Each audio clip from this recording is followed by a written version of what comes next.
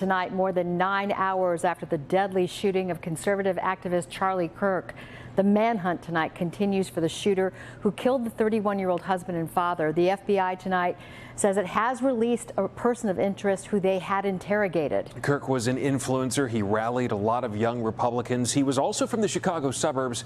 He was shot today during his American comeback tour at Utah Valley University.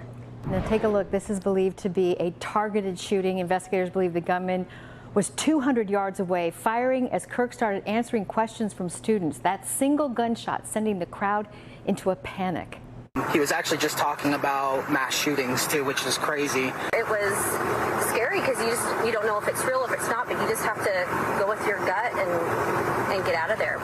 Please rise for a moment of prayer for Charlie Kirk and his family. Tonight, Congress held a moment of silence. Republicans and Democrats are outraged by what they call political violence. NBC5's Randy Gyllenhaal has more reaction and the latest on the investigation. He's live in Wheeling tonight, where Charlie Kirk went to high school. Randy. And after a confusing back and forth, federal and Utah authorities both say they are still searching for the shooter, so nobody is in custody. This as friends and the hometown of Charlie Kirk react. His rise in politics began right here behind me at Wheeling High School.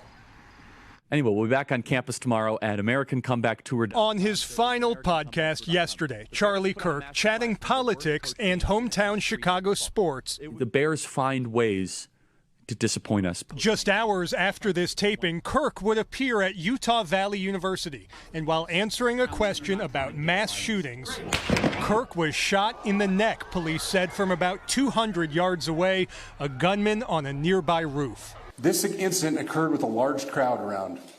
There was one shot fired. I want to be very clear that this is a political assassination.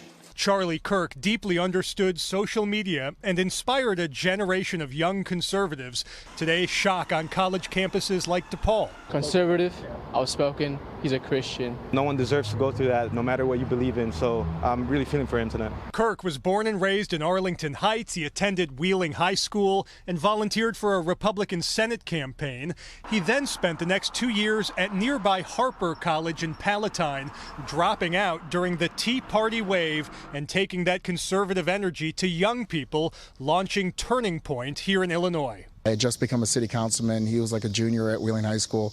He came out and said, hey, we're going to put on this golf outing for this club I'm starting called Turning Point. Aaron Delmar is the Cook County GOP chair and Charlie's good friend. This is probably the most polarized our country's been since before the Civil War. People need to try to find ways that we can meet more in the middle than just sticking to far right or far left idealism. And we have to try to find a way to damper all of this violence. Illinois Governor J.B. Pritzker agreed. Political violence, unfortunately, has been ratcheting up in this country.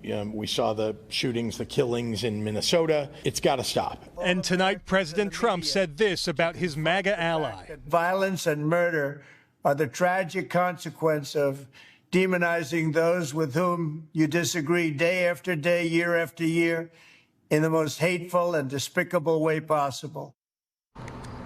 Well, Trump appeared to blame the, quote, radical left for the shooting, despite nobody being in custody at this point. Meantime, the village of Arlington Heights, Kirk's hometown, issued a statement saying Kirk had deep ties to that community and urging everybody to find common ground. Stephen and Allison.